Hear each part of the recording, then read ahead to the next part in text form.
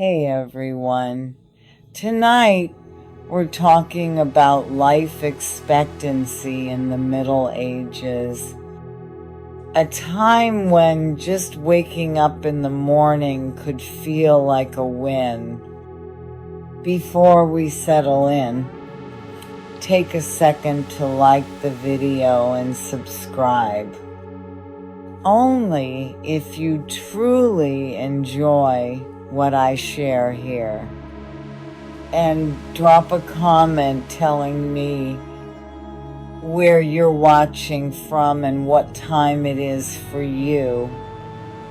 It's always amazing to see how far this conversation reaches around the world. So get comfortable, lower the lights, maybe turn on a fan for that gentle background sound. Let's slowly ease into tonight's story together.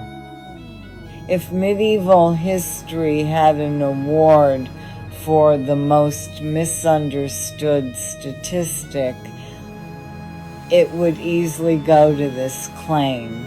People in the Middle Ages only lived to about 30 years old. You hear it everywhere. It gets repeated confidently, dramatically, and almost always incorrectly. Usually by someone who never stopped to think about what an average actually means. Because this number does not mean medieval adults woke up on their 30th birthday, stared into a mirror, nodded thoughtfully, and said, "Well, this is it," before calmly falling into the nearest ditch. That's not how it worked at all. What that number really tells us is that childhood in the Middle Ages was brutal. Life expectancy is an average, not a ticking clock, and medieval averages were crushed by incredibly high infant and child death rates. When huge numbers of children die very young, and they did the math becomes misleading. The average drops sharply, even if the adults who survive go on to live long, stubborn lives. Picture a small village where half the children never reach adulthood. The ones who survive might live into their 50 seconds or 60 seconds, long enough to complain about sore joints, criticize the younger generation, and insist everything was better back in their day. But the average still looks terrible because early deaths drag the number down like a heavy anchor pulling a ship under. That's why medieval life expectancy looks so horrifying on paper. Birth was dangerous, infancy was risky, childhood was a long stretch of chances to get unlucky. There were no antibiotics, no vaccines, no understanding of germs, and no one warning you. Maybe don't drink that. A fever wasn't a small problem. It was a serious negotiation with death. A minor cut wasn't an inconvenience. It could end your ability to work or even your life. The medieval world wasn't full of weak adults. It was full of adults who had already survived the most dangerous stage of life. Anyone who made it past childhood wasn't fragile, they were hardened by experience. So that famous number does tell us something important, just not what most people think. It tells us that the Middle Ages weren't a time of short adult lives.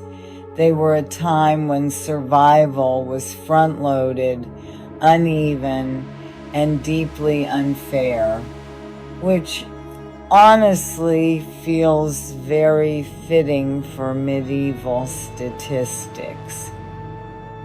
If medieval life expectancy was a math problem, birth was the moment when the numbers immediately turned against you. Being born in the Middle Ages wasn't a gentle beginning, it was a high-risk event filled with pain, uncertainty, and a total lack of medical knowledge. Childbirth was dangerous for everyone involved. Mothers went through labor without anesthesia, without antiseptics, and without anyone who truly understood infection. Midwives depended on experience, prayer, and herbal remedies that ranged from helpful to this might actually make things worse, but were already committed. There were no modern hospitals, no emergency surgeries, no sterile tools. If something went wrong, the solution was often encouragement, faith, and hope that good intentions would somehow fix the problem. And for the baby, the struggle began immediately. Cold exposure, poor nutrition, and disease were waiting from the very start. The first few days were especially dangerous. Many infants didn't survive long enough to be officially named, not because parents didn't care, but because naming a child who might not live through the week carried a heavy emotional cost. Records from the Middle Ages reflect this harsh reality. Baptisms were sometimes done quickly, not out of panic, but out of experience. People understood the odds. They lived with them. And even when childbirth was survived, the danger wasn't over. Mothers could still die days later from infection, bleeding, or complications long after the baby was born, and everyone believed the worst had passed. Survival in the Middle Ages wasn't just about strength.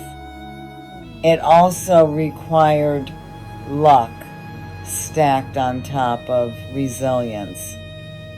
And what made it even darker was repetition. Women didn't face the danger of childbirth once. They faced it again and again. Each pregnancy was another gamble, another quiet meeting with fate that no one asked for but couldn't avoid. People kept having children not because they were careless, but because survival demanded it. When many children died young, families needed more births just to keep going. High death rates forced high birth rates. Medieval families adapted. even when adaptation meant living with constant uncertainty. They did not assume that birth meant life. They hoped for it carefully, quietly, with the restraint of people who had learned that too much optimism could hurt. Birth was not the start of safety. It was the start of a long, uneasy negotiation. If you survive being born in the Middle Ages, congratulations. You had officially passed the tutorial. Unfortunately, the real game started immediately, and it was much harder. Childhood was not a protected or innocent stage of life. Statistically, it was the most dangerous time you would ever face, and it showed no mercy. Medieval children lived surrounded by risk. Disease was everywhere. Hygiene existed, but no one understood why it mattered. Germs were invisible, mysterious, and terrifyingly effective.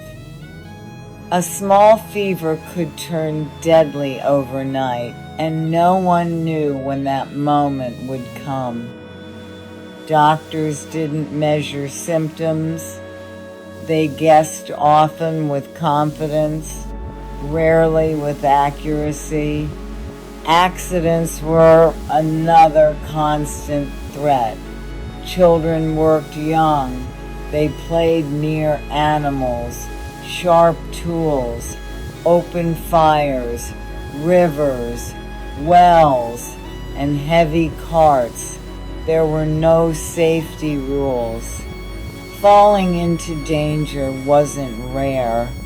It was almost expected. And without modern medical care, injuries that seem minor today could quietly end a life. Food didn't always help. Many children survived on simple diets, heavy in grains and low in variety. In good years, it was enough. In bad years, it weakened their bodies and made illness harder to survive. Hunger made everything worse. Parents knew all of this. They watched their children grow with deep love, but also restraint. Every milestone was celebrated softly, cautiously, as if too much joy might invite bad luck. The longer a child lived, the better their chances became, but no one ever fully relaxed.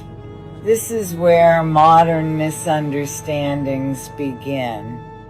We often imagine medieval parents as emotionally distant. They weren't. They were emotionally careful. Loving deeply while expecting loss was a survival skill. Hope was measured in small doses. And yet, despite everything, many children did survive. Those who made it through the most dangerous early years grew tougher, stronger, and incredibly resilient. By adolescence, survival odds improved dramatically. If you reached that point, you had already beaten the hardest level without even knowing it. Childhood in the Middle Ages wasn't short because people didn't value children. It was short because the world itself was unforgiving. If you reached adulthood, you didn't just grow up. You earned it. There's a stubborn myth that medieval parents didn't love their children because so many of them died. The logic sounds neat. If loss was common, attachment must have been weak. But that idea is completely wrong. Medieval parents love their children fiercely. We know this from letters, wills, prayers, church records, and graves. Parents mourned deeply. They grieved in public and in private. They wrote about their children. They paid for memorials when they could. They did not shrug and move on like emotionless figures from a history textbook. What they practiced wasn't detachment, it was emotional control. When death is common, you don't stop loving, you stop assuming you love while holding back just enough to survive the grief if the worst happens. This wasn't coldness, it was experience. Milestones mattered.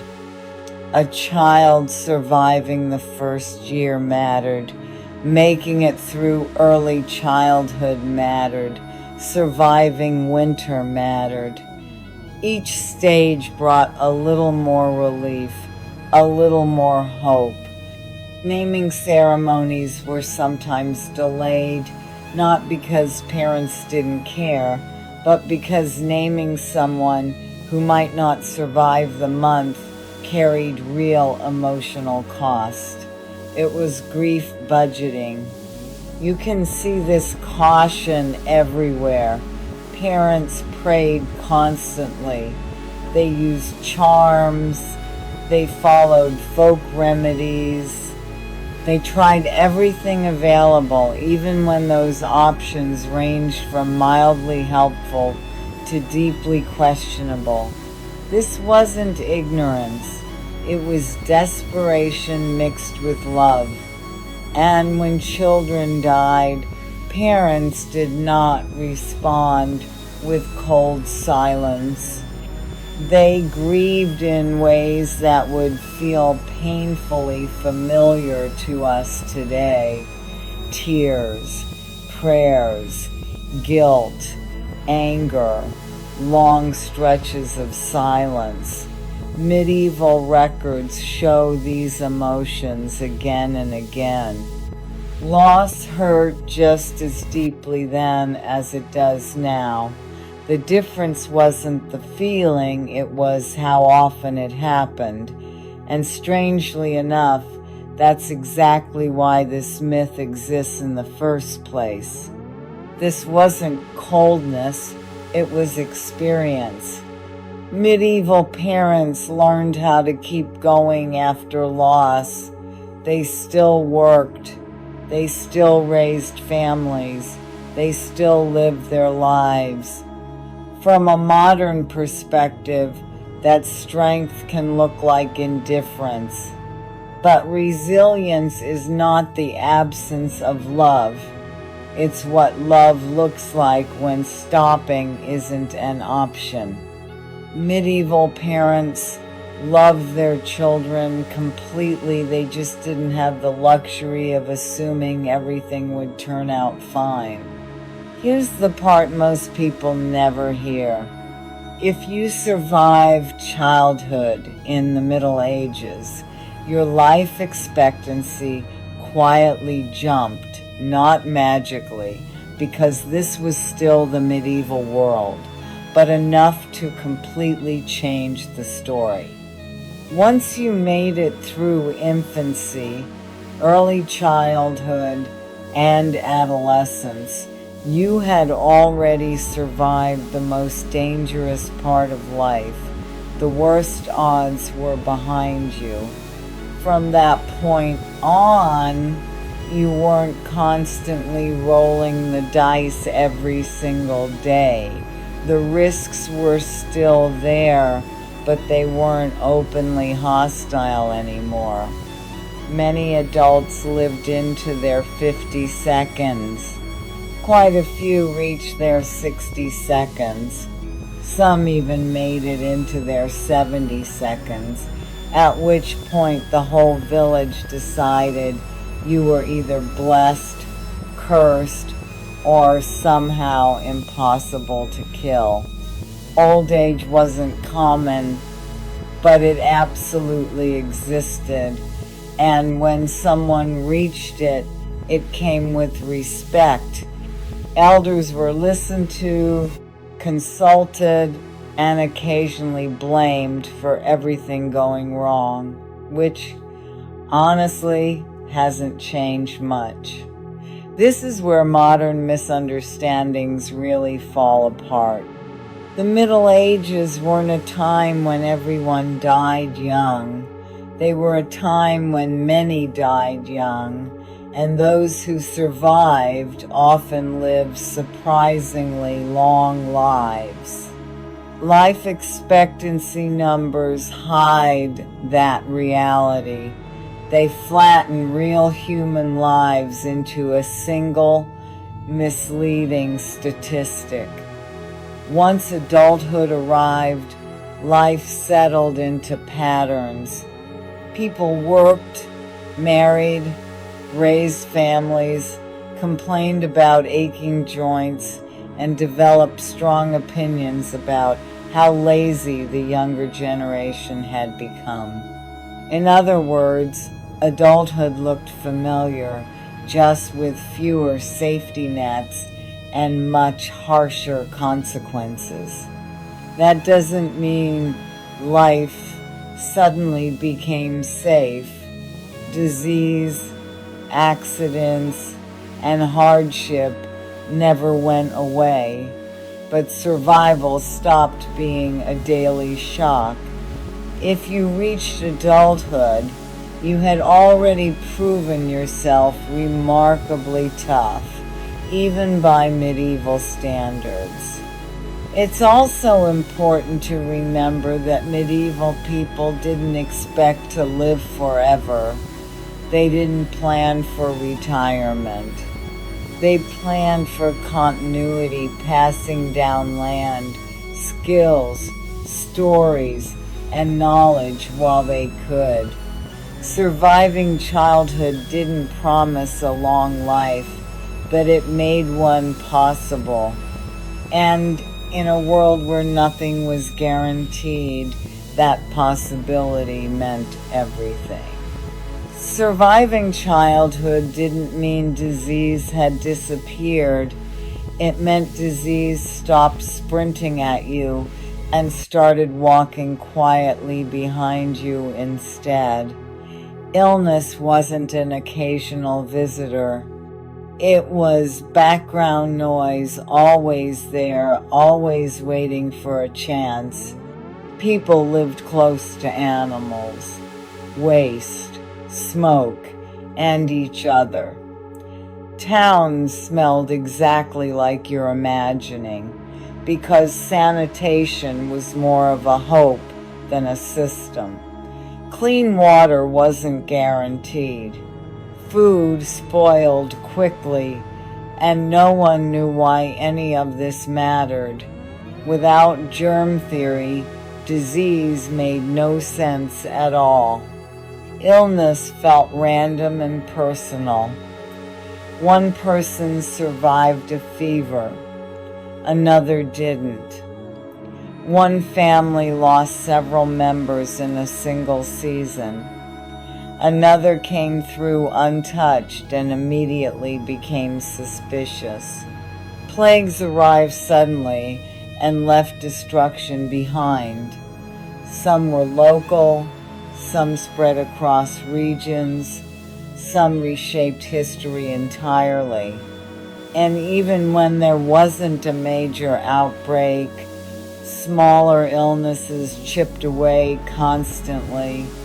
Respiratory infections, stomach sickness, parasites, and skin diseases were part of everyday life. If you were alive, you were fighting something. Medical care was confident but deeply misguided. Doctors followed ancient ideas about bodily humors. Treatments included bloodletting, purging, sweating, and very strong optimism. Sometimes patients recovered despite the treatment. Sometimes they recovered because the treatment stopped. Both outcomes were counted as success. What made disease especially dangerous was how fast it could turn serious. A mild illness could become deadly in just a few days. There was no real concept of tracking symptoms over time, only reacting once things had already gone wrong. When illness got worse, it didn't creep in slowly. It hit fast. Families often realized someone was truly sick only when there was nothing left to do. Even strong adults weren't safe. Years of hard labor wore bodies down. Poor diets, weakened defenses, cold winters and failed harvests created the perfect storm for sickness to spread. Survival depended on luck layered on top of strength, layered on top of pure exhaustion. Still, people adapted. They watched patterns. They noticed when sickness came with the seasons. They isolated when possible. They cleaned, rested, prayed, and hoped.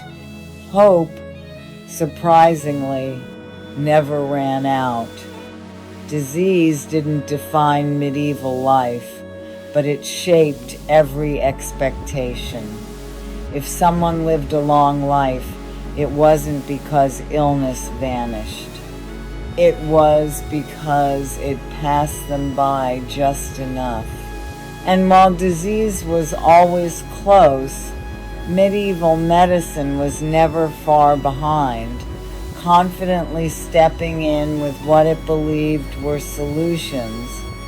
These treatments were guided more by tradition and confidence than evidence. Medieval medicine wasn't completely useless, but it was incredibly optimistic about how little proof it needed. Doctors believed the body was controlled by 4 humors: blood, phlegm, yellow bile, and black bile. Illness, they thought, meant imbalance. The fix was simple: remove something, usually blood, often a lot of it. If you were already weak, that was unfortunate, because you were about to become a lesson. Bloodletting was the medieval reset button. Headache? Bloodletting. Fever? Bloodletting. Feeling low? Probably bloodletting. Sometimes people improved, sometimes they didn't. Both outcomes were proudly recorded as success. Herbal medicine also mattered. Some remedies genuinely helped. Willow bark eased pain.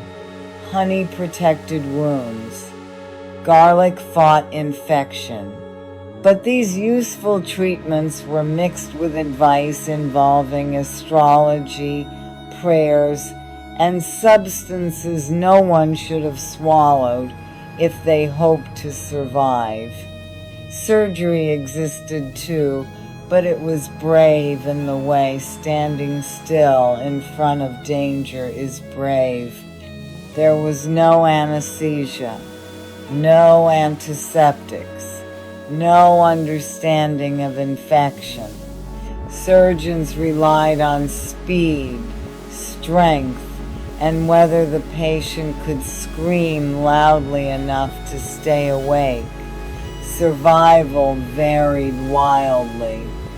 Midwives and folk healers often knew more in practice than formally trained doctors because they learned by watching what actually worked.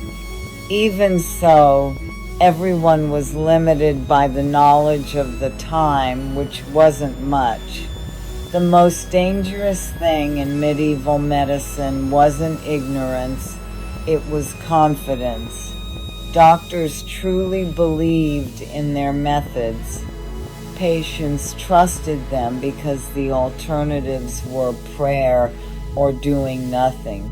And sometimes doing nothing was safer.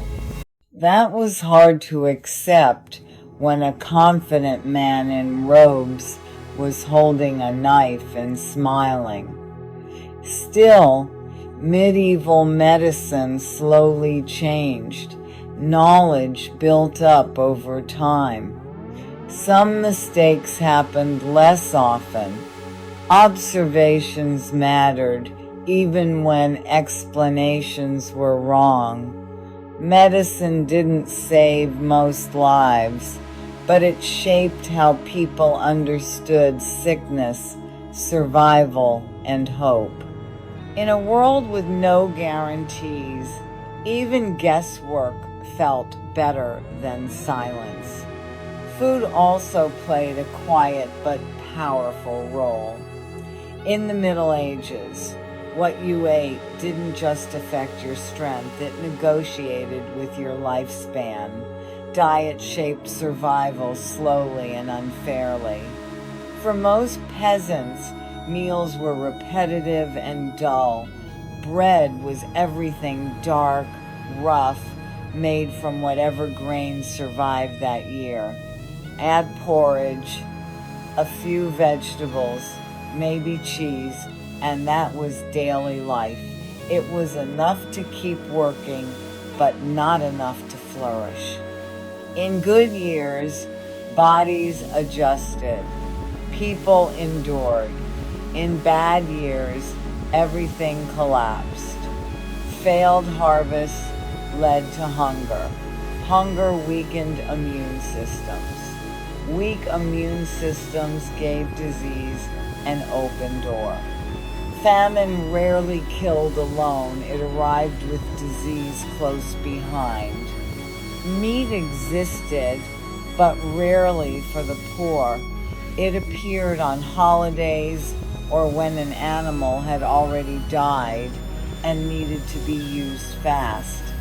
Lack of protein didn't kill immediately, but it quietly shortened lives by slowing recovery and making illness far more dangerous. Children suffered the most.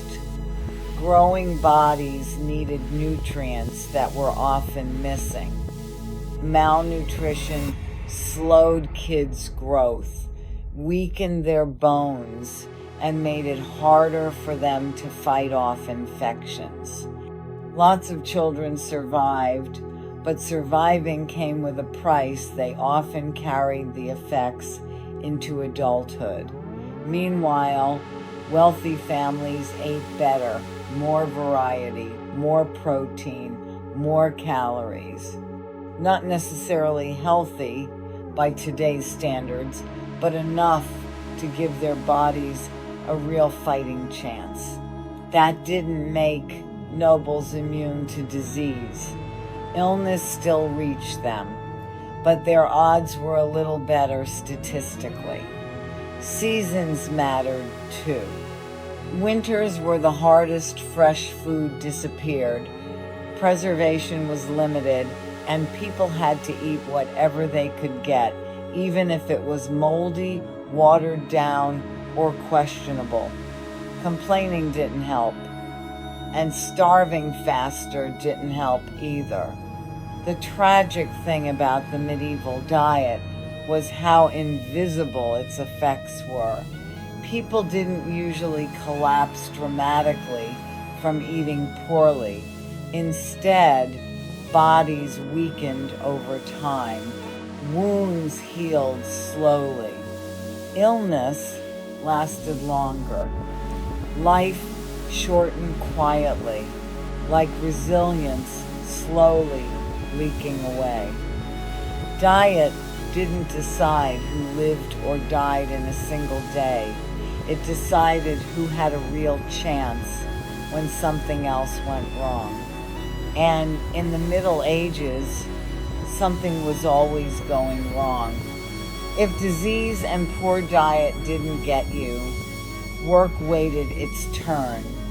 Medieval labor wasn't a 9-to-5 grind you could complain about on social media. It was endless, exhausting, physical, and you didn't stop unless you were on the brink of death. And sometimes even then, peasant life meant waking before dawn and ending long after sunset. Farming wasn't just planting and harvesting. It was plowing, hauling, threshing, fixing fences, repairing tools, and then doing it all again the next year.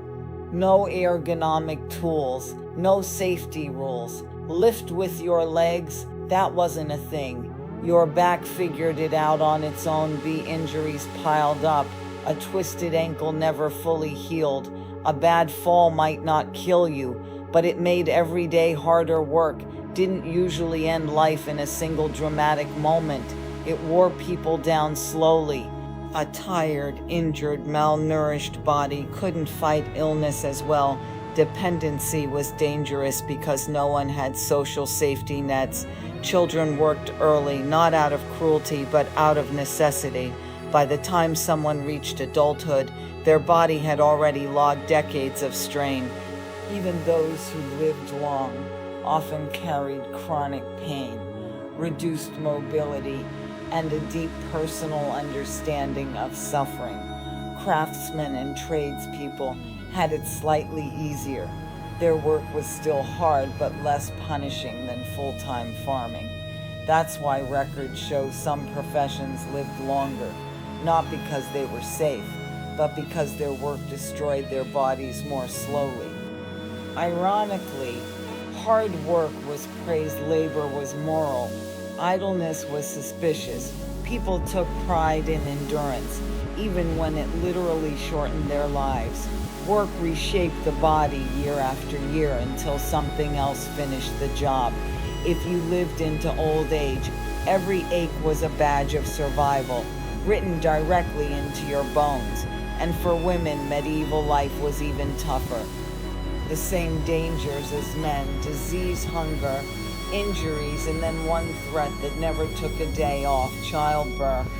Pregnancy wasn't treated as a medical condition. It was just an inevitable part of life that everyone hoped would go okay.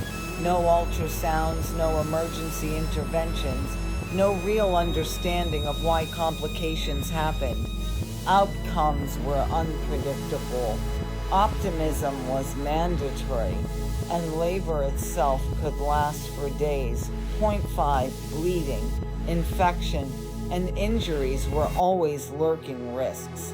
If something went wrong, the only help was midwives doing their absolute best with their experienced prayers and whatever tools they had on hand. Sometimes that was enough.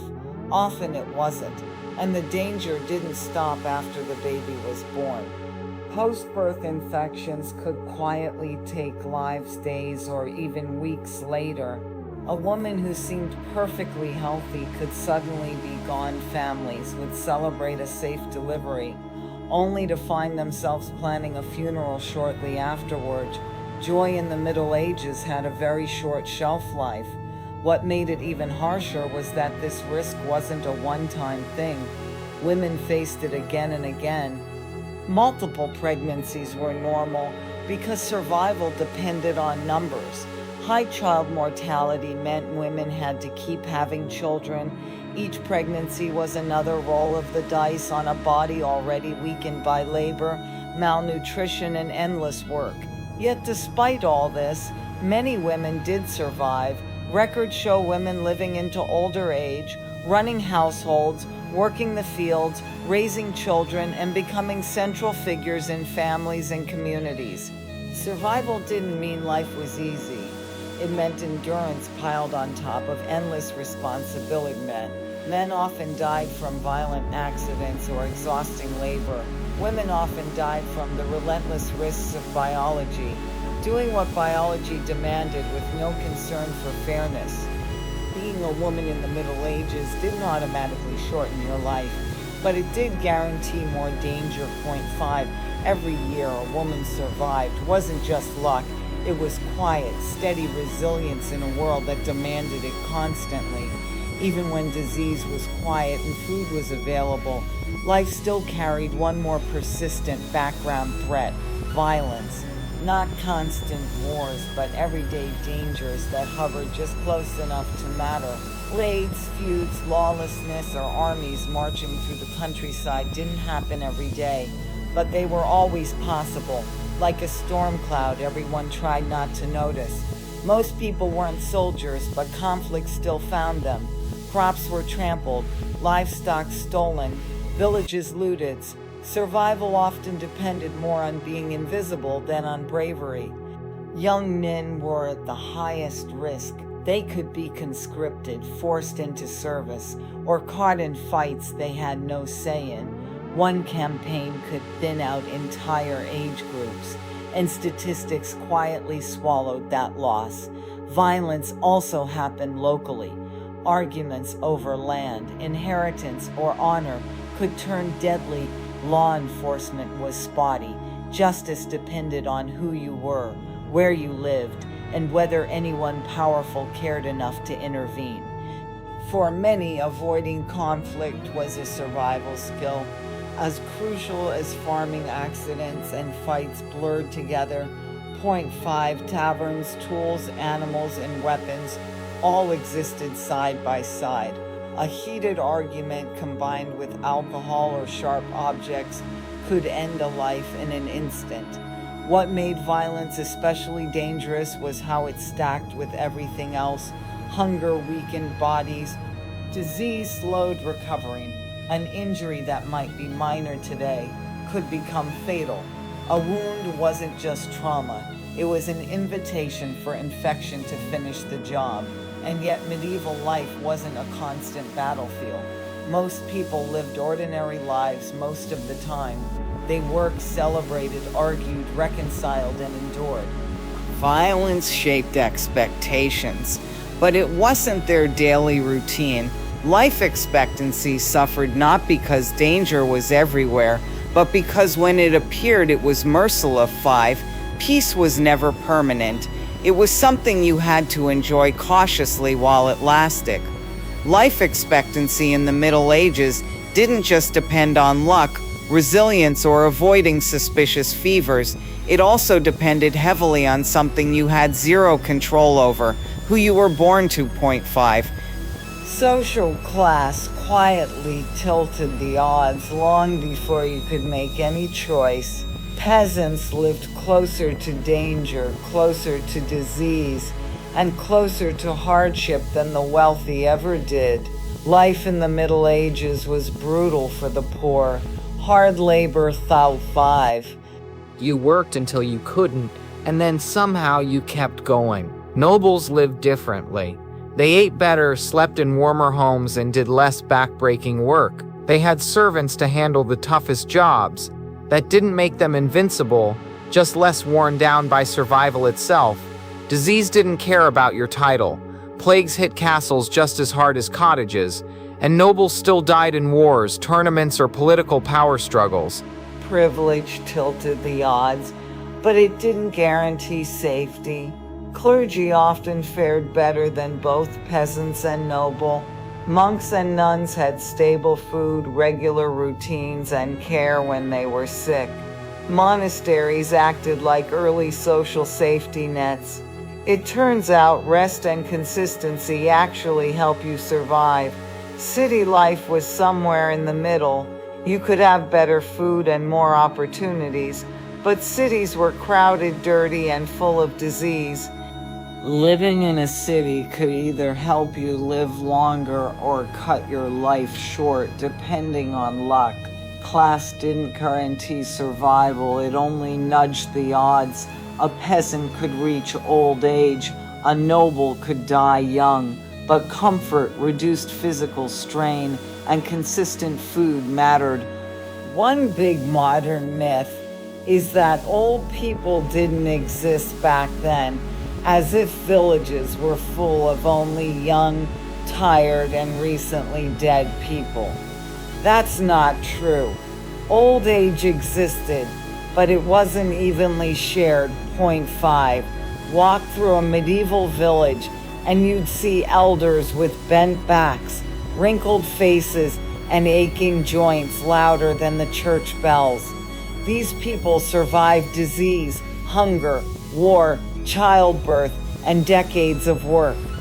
They weren't miracles, they were survivor. Old age wasn't common because of biologists.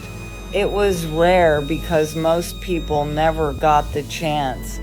Those who did reach it often had luck or lived in ways that let their bodies endure, and old age came with status. Elders were respected, asked for advice, and sometimes blamed for everything from bad harvests to misbehaving kids. They carried history in their bones. They remembered famine, wars, and mistakes. But old age was not gentle. There was no retirement, no pensions, no health care to make life comfortable. Getting older meant pain, less mobility, and depending on family or community. If that support failed, survival became uncertain fast. Medieval people didn't expect everyone to grow old. It was seen as a bonus, sometimes a blessing, sometimes a burden. Living long meant you outlasted many peers, which brought honor and loneliness. Records show people reaching their 60s and 70s, and occasionally beyond 5th. This doesn't disprove low life expectancy, it explains it. Those who survived early risks showed what was possible. Old age wasn't rare because people couldn't live long. It was rare because too many never got the chance. And those who did carried an entire era on their backs, literally and historically. By now it should be clear, medieval life expectancy numbers are terrible at explaining medieval lives. The number is real, but almost always misunderstood. Life expectancy isn't a promise. It's not a prediction clock over your head. It's just an average, a math summary of wildly uneven lives. And in the Middle Ages, life was uneven to the point of absurdity. When half of all kids died young, averages didn't just look low, they collapsed completely. Those early deaths pulled the numbers down long before adulthood even had a chance to show up. So that number you hear, the one that sounds shocking, actually tells you very little unless you understand what went into it. Today, when people hear life expectancy was low, they imagine a world where everyone lives short, miserable lives. It sounds neat, dramatic, and easy to picture.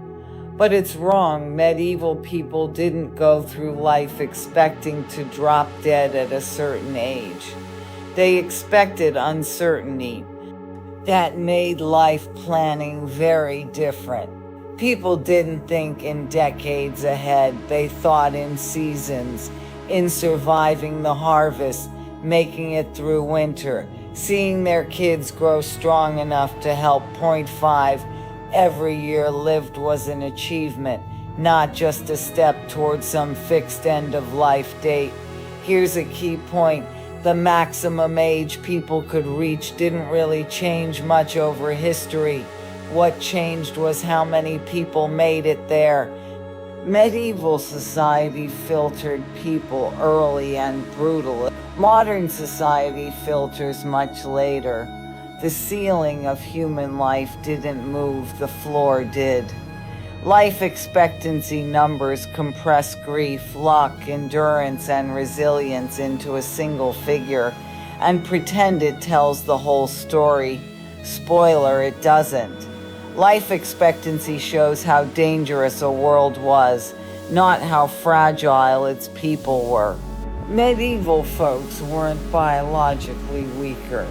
They were environmentally overwhelmed. And when you understand that, you see the Middle Ages differently, not as a world of short lives, but as a world of high risk, where surviving was itself something to respect. Step back and a quieter truth emerges.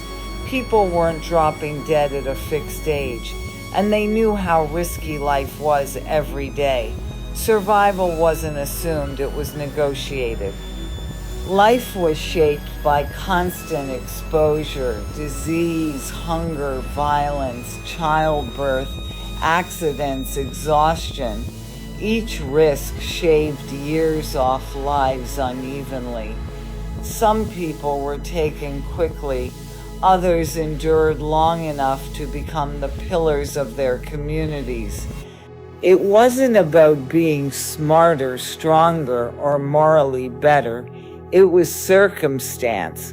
People didn't expect long lives, point 0.5, enough food, no serious illness, everyone alive by winter's end. That was success. Planning decades ahead didn't make sense when next season was never guaranteed. Yet people still loved deeply. They raised families, passed on skills, told stories, argued with neighbors, celebrated weddings, mourned losses. Shorter odds didn't make life meaningless, they made it more immediate. The cruel part of medieval life expectancy isn't that people died young, it's that death came unpredictable. Some lives were brief and unfair, others were long and heavy with experience. Averages flatten these stories into something tidy and misleading. When someone did reach old age, it mattered point 0.5. They carried memory, perspective, and wisdom shaped by loss. Their presence reminded everyone else. Survival wasn't impossible, just uncertain point. The real lesson? Medieval life wasn't short. It was fragile, and in that fragility, people adapted. They worked, endured, and kept going. Not because they misunderstood danger, but because living has always been an act of defiance against it. Life expectancy shows us how harsh the world was, but doesn't show us how human the people in it were. And medieval people? They were stubbornly, profoundly human to the very end. Nefertari entered the world in Egypt as it was gearing up for one of its most powerful eras. Her origins are a little mysterious, but what's clear is that she grew up very differently from most girls of her time. She wasn't trained just to look pretty in ceremonies or sit quietly behind a throne. From the start, she received an elite education, language, writing, religious symbolism, and court etiquette. She could read and write hieroglyphs fluently, a rare skill even among high officials. In Egypt, where writing was sacred and words were divine, literacy was power. Her name, Nefertari Meritumut, meant the most beautiful of them all, beloved of the goddess Mut.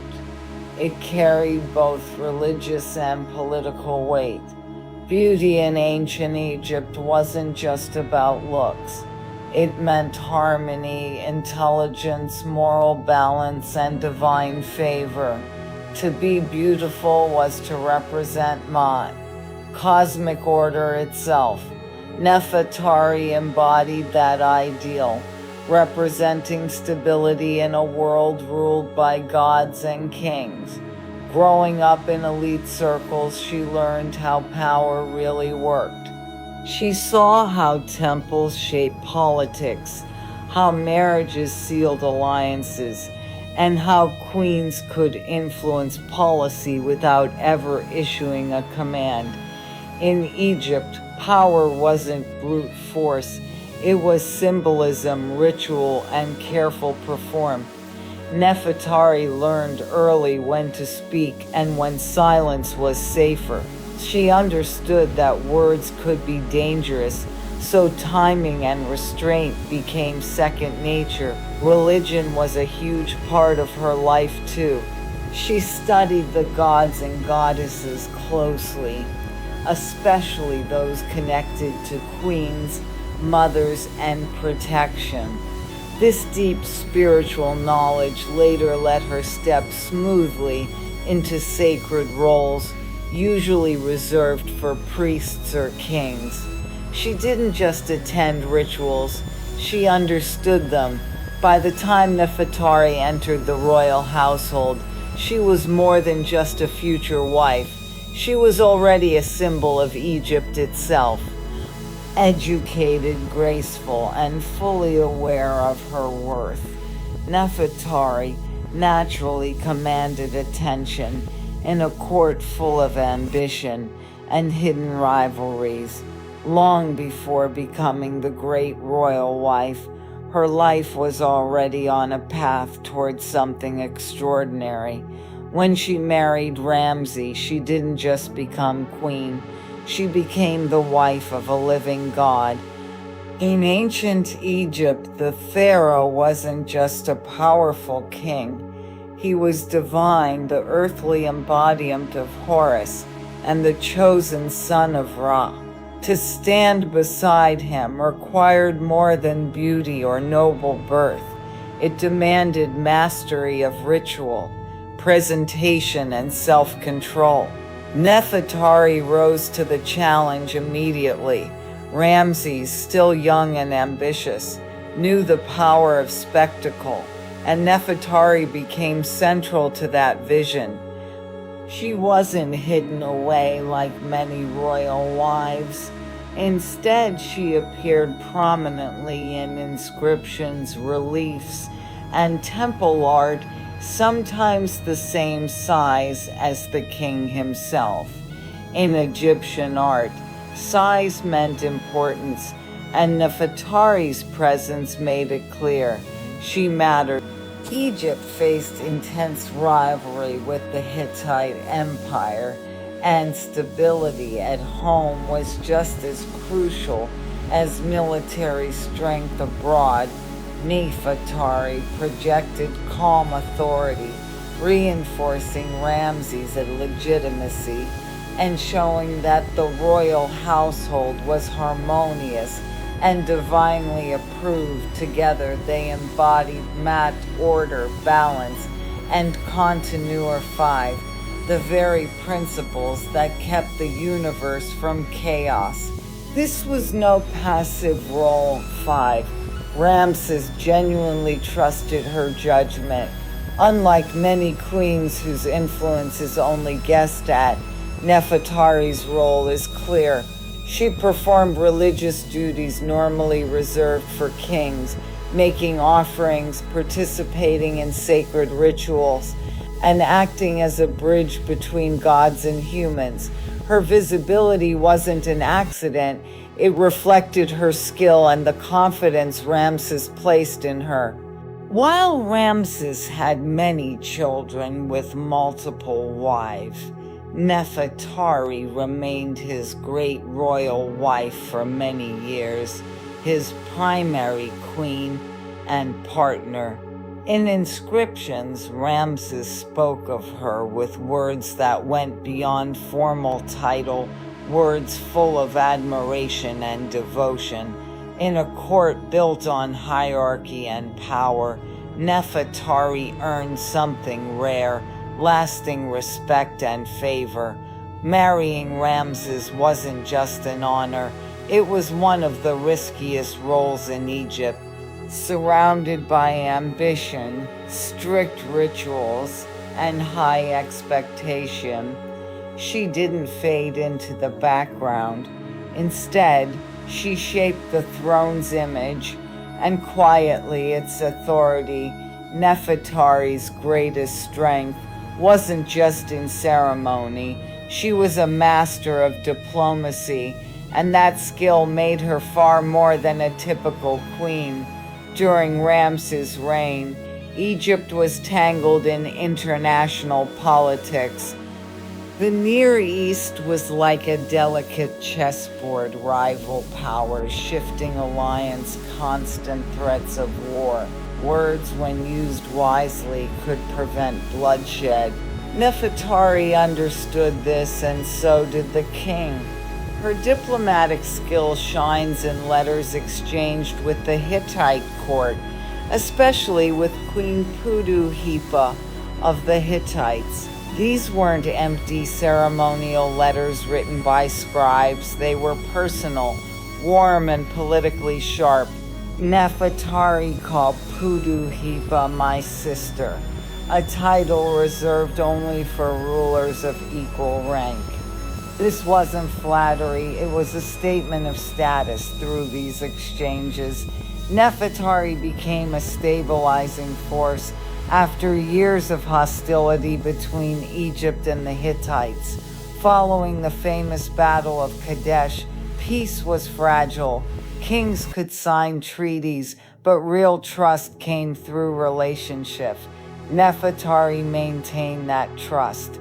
Every gesture carried meaning. Every word was carefully chosen. What makes this truly remarkable is that she did all this in a male-dominated political world. While men negotiated armies and borders, Nefertari worked through subtle but powerful channels: family, language, religion, and respect. She knew diplomacy wasn't just about showing power, it was about perception. If peace looked honorable, it was more likely to last. Her ability to read and write gave her a huge advantage. She could read foreign letters herself, understand the nuances, and respond directly without relying only on scribe. This made her an indispensable partner for Ramses in sensitive matters. It also made her known beyond Egypt's borders.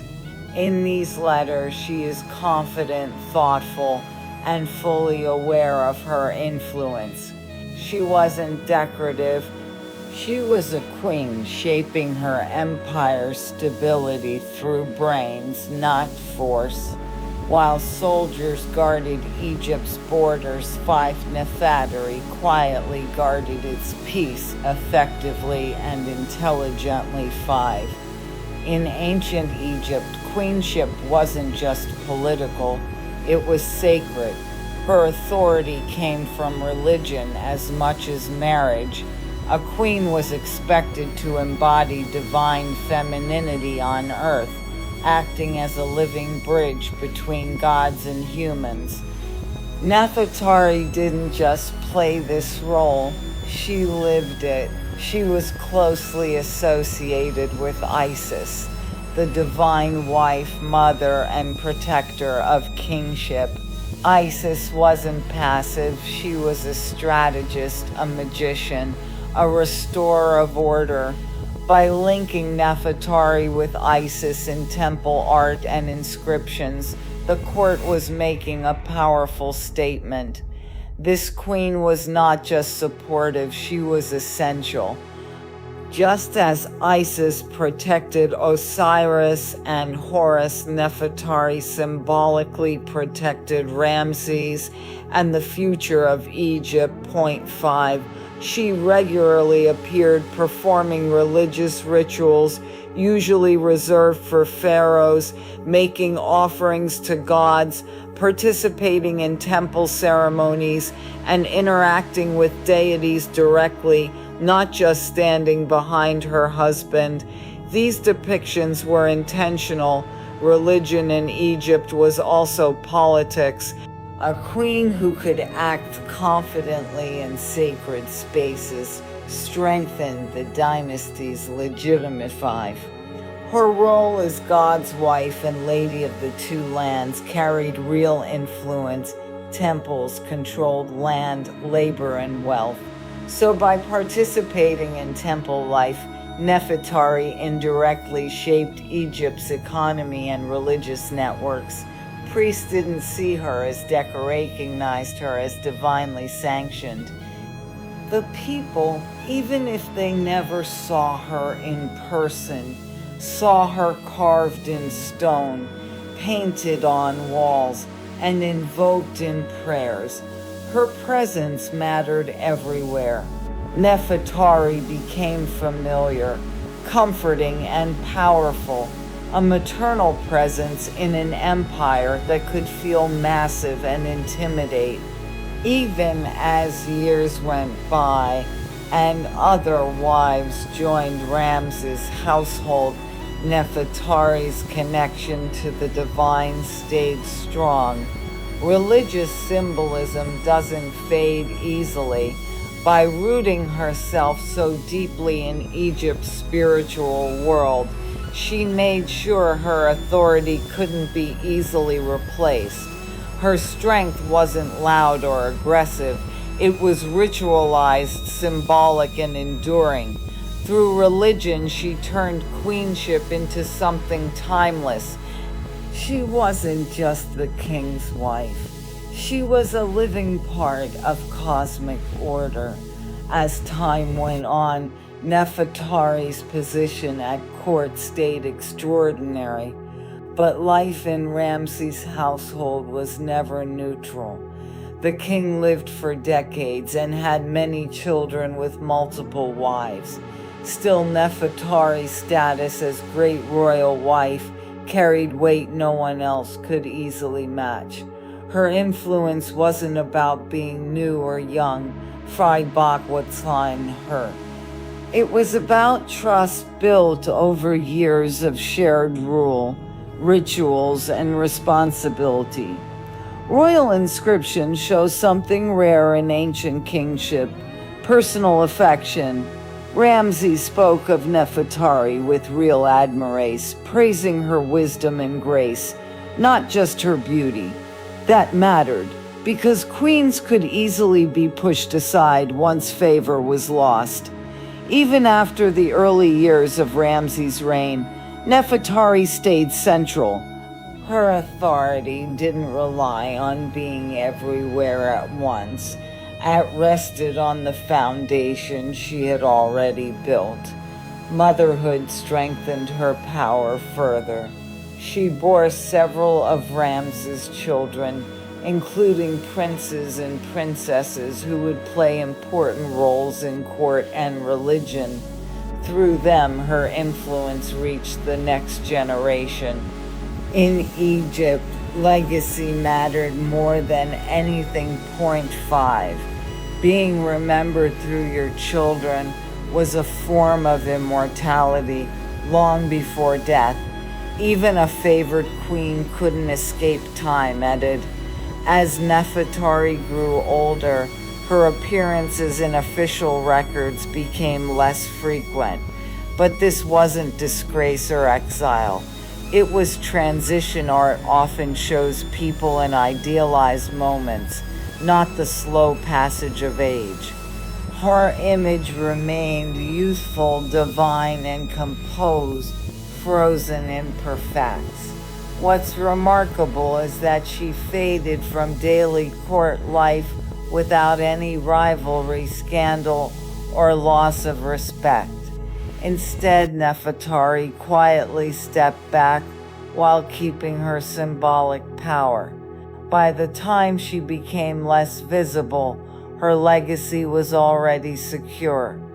She had shaped queenship, influenced diplomacy, and tied royal authority to religion.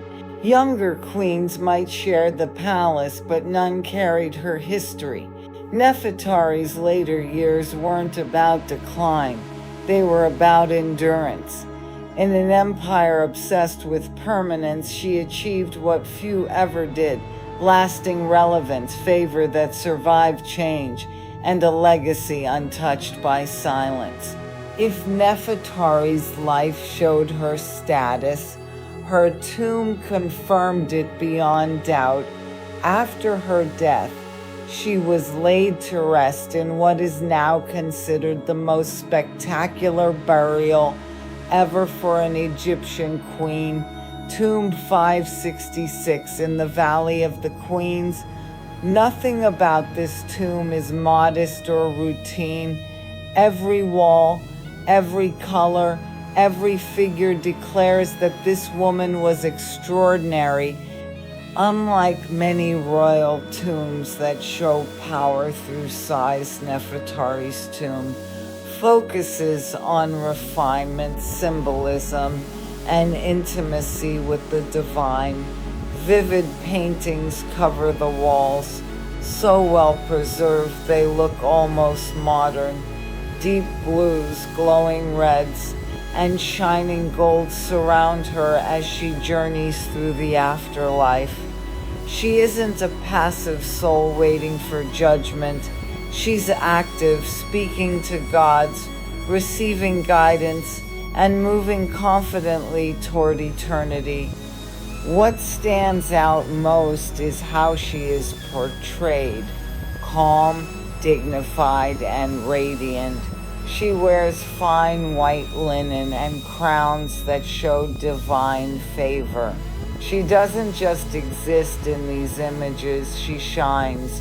The gods treat her as an equal, not a servant. That's a big deal in Egyptian belief. How someone was shown in death mattered. It reflected how they were meant to exist forever. Nefertari wasn't supposed to fade away in the afterlife. She was meant to belong there. The texts on the tomb walls, even passages usually reserved only for kings, highlight her high status. These weren't just decoration, they needed approval, resources, and careful religious reasoning. Giving a queen these texts was saying her soul deserves the same protection and guidance as a pharaoh's. Even the location of her tomb mattered. The Valley of the Queens wasn't just a cemetery, it was sacred, connected to rebirth and divine motherhood. Placing Nefertari there tied her forever to renewal and cosmic order. Interestingly, despite the tomb's grandeur, her actual mummy was never found. Maybe it was moved for protection, or maybe tomb robbers took it long ago. We don't know, but maybe that absence adds to her legend. Even in death, Nefertari refuses to be ordinary. Her tomb isn't just a resting place. It's a bold statement carved in stone and color. This queen was meant to be remembered forever. In death, she didn't disappear into myth. She entered a carefully crafted eternity that mirrored the power she held in life. Nefertari was given all three. On inside her tomb, she is shown standing before Osiris, not as a trembling soul awaiting judgment, but as calm and confident. This is important. Osiris ruled over rebirth and renewal.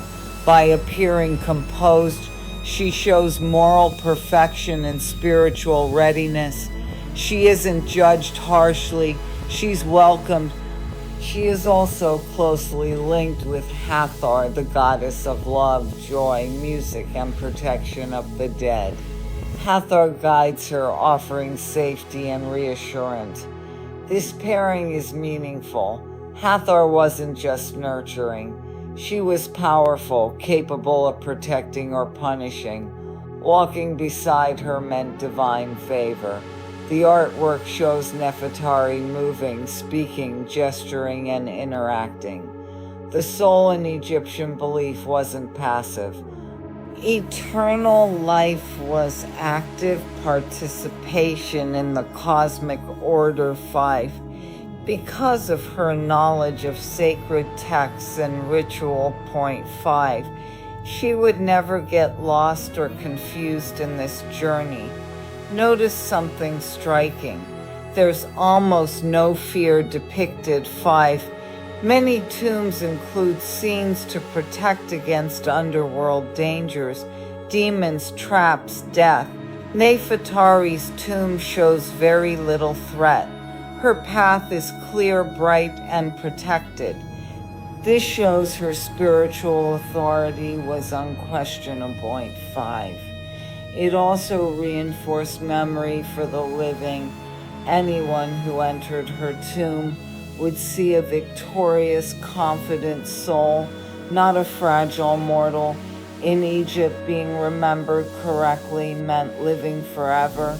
Nefertari's afterlife scenes ensured she be remembered as composed, intelligent, and divinely accepted.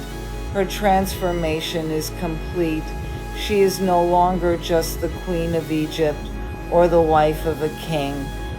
She becomes something greater, a permanent figure in sacred cosmology. Even in death, she retains agency, dignity, and present. Her eternity is deliberate, not silent.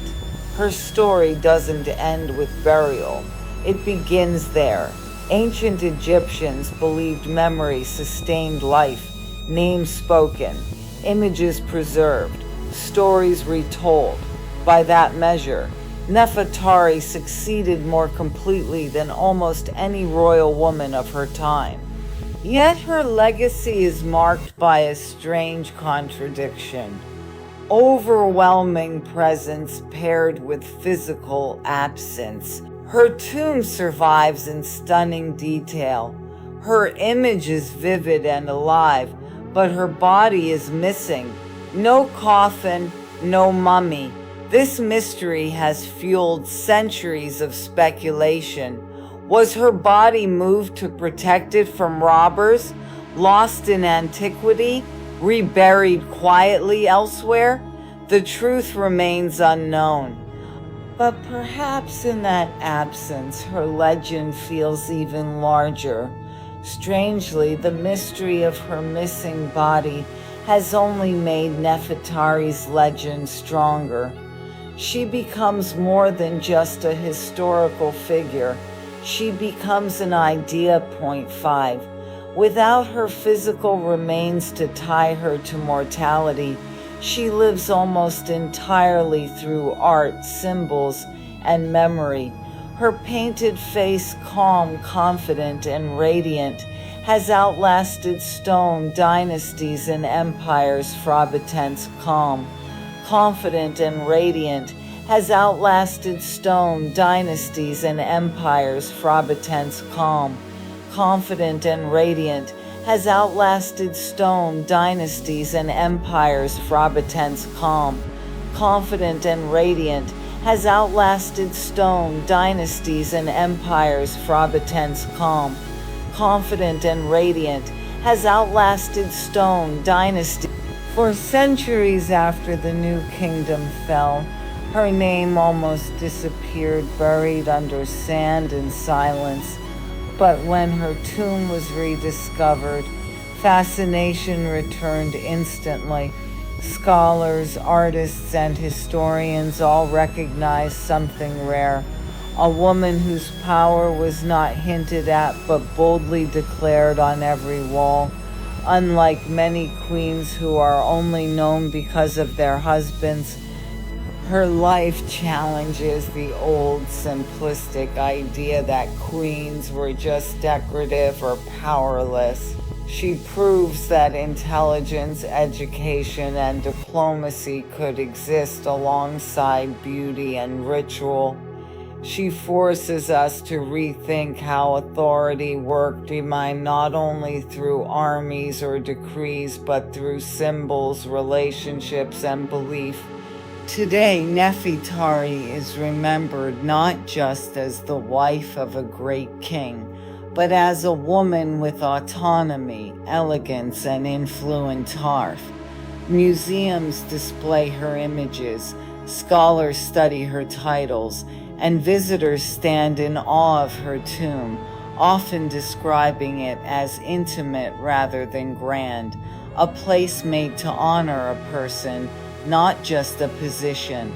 In the end, Nefertari achieved what the ancient Egyptians valued most, Provitantian Bartano, a place made to honor a person, not just a position. In the end, Nefertari achieved what the ancient Egyptians valued most. Even though her body is gone, point 5, her name lives on. And in Egypt, that meant real immortality. Strip away the gold, the hieroglyphs, and the divine imagery, and what remains is a woman who understood power better than most kings. Her greatness was not an accident. It wasn't granted just because she married Ramses. She built it carefully over time through intelligent discipline and a deep instinct for how Egypt worked at its core. She lived in a world where authority required balance. Too much ambition invited suspicion. Too much silence risked erasure. Nefertari walked that narrow line with precision. She never challenged the king's supremacy, yet she transformed the idea of queenship so completely that it could never go back to being small or decorative. Her lasting legacy doesn't come from one single achievement. It comes from coherence. Her public image, religious role, diplomatic work, and preparation for the afterlife all tell the same story. There is no contradiction between who she was in life and how she was remembered in death. That kind of unity is rare in any era, ancient or modern. It shows a woman who knew exactly how she wanted to be remembered and made sure it was secured in stone. Nefertari also benefited from timing. She lived during Egypt's peak, when the empire had the resources to elevate individuals almost to mythical status. But many others lived during that time and left little mark. Point 5. What set her apart was agent's speak. She didn't wait for history to define her. She defined herself. Her story reminds us that power doesn't always shout. Sometimes it writes letters instead of laws. Sometimes it works through ritual rather than war. Sometimes it survives not through conquest, but through careful, lasting influence. Nefertari mastered these quieter, subtler forms of power, and in doing so, outlasted many whose names were carved deeper but meant less. Today, she occupies a unique space between history and awe. She is studied, admired, and still partly unknowable. The ancient Egyptians believed the dead should keep a sacred distance from the living, preserving their power. Nefertari remains just far enough away to command respect. In the end, she was more than the wife of a king or the owner of a magnificent tomb. She was a master of intelligence, restraint, and symbolism, shaping the memory of an entire empire. And maybe that's her greatest achievement. Point 5. High in the Alai Mountains, where winters turn the ground to stone and silence dominates the landscape, a group of archaeologists opened an ancient burial mound, expecting little more than broken tools and scattered bones. Instead, what they found was deeply unsettling. A woman frozen in ice so perfectly that it felt like time itself had stopped. She lay in a wooden chamber sealed by permafrost. Her body was carefully wrapped, surrounded by objects placed with intention. The cold had done what embalming could not. It completely stopped decay. Her skin was still intact. Her hair clung to her scalp. Even the delicate textures of her clothing survived. This wasn't just a skeleton in pieces. This was a person recognizable, human. Point 5, almost eerily present. When the ice was removed, the shock grew even stronger. Point 5, dark, intricate tattoos stretched across her skin, curling into animals and flowing lines. These weren't random scratches or fading marks. They were deliberate, complex designs with meaning. They spoke of identity, belief, and status. Whoever she was, she mattered. Her burial itself was extraordinary. She had been laid to rest carefully, not hurriedly. Her position, the items around her, and the effort it took to build such a chamber in this harsh land all pointed to importance. This was not the grave of an ordinary nomad. This was someone worth protecting from time, from animals, from being forgotten. What made this so haunting wasn't just her preservation, it was her immediacy. Archaeologists usually work with objects long separated from life. Here, that distance vanished. Point 5. The Ice Maiden confronted the modern world directly. Point 5. Her body still carried the shape of life. Her expression was calm, composed, almost deliberate. Death hadn't erased her presence. The discovery made headlines, not for gold or weapons, but because of her humanity. She forced a question archaeology rarely answers so clearly. Champanitsis questa proner, her golder lido veniater delivery. To Ponfarkan, Deaguma cultifofirm. She forced a question archaeology rarely answers so clearly. To Ponfarkan Markan, Deaguma to Ponfarkan. To Petsu dit Swive Bolter. To Peso wef to Divrian Yo Fernarder or Timmer. To Peso wef to Peso Perthathan. To Ponfarkan. To Peso wef to a priestess, a leader, a healer, a warrior. The ice preserved her form, but not her story. Yet even in silence, her message was clear. This woman had lived with importance in a world that left almost no written record. The frozen earth had guarded her for over 2,000 years, and now she demanded to be understood, to understand the Ice Maiden. You have to understand the world that shaped her, the vast, mobile society of the Scythians. They weren't city builders or temple builders. They left no written records of themselves. Instead, they lived on horseback, carrying their wealth with them, relying on memory, ritual, and movement over stone and permanence. The Scythian world stretched across endless grasslands and mountain corridors, a place defined by wind, cold, and distance. Survival here demanded toughness and adaptability. Communities moved seasonally, herding animals, trading with distant group. Point 5, defending themselves constantly. This was not a passive life, it was one defined by motion, skill, and readiness. Within this nomadic society, women were not silent or confined to the home. Archaeology shows that Scythian women rode horses, hunted, and sometimes fought. Graves show women buried with weapons, tools, and symbols of authority.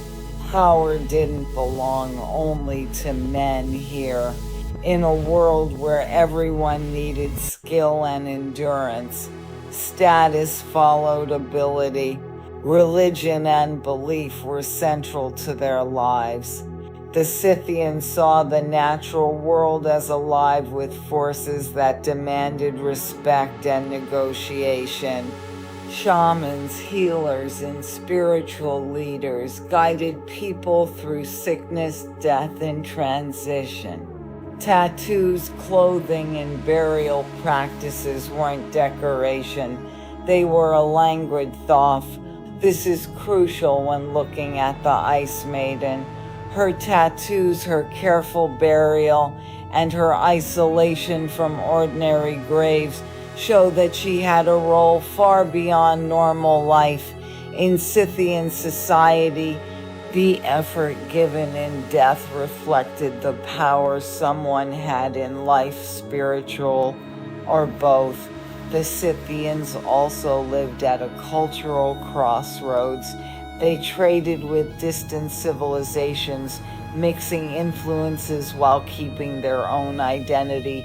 Persian goods, Chinese silks, and local traditions blended into something unique.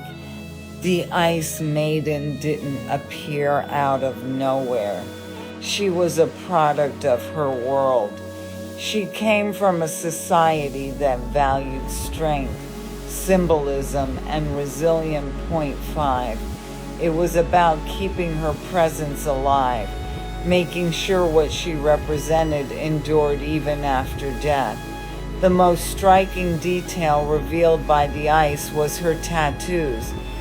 They were intricate, flowing images of animals, deer with twisting antlers, mythical beasts in motion, predators frozen in eternal chase.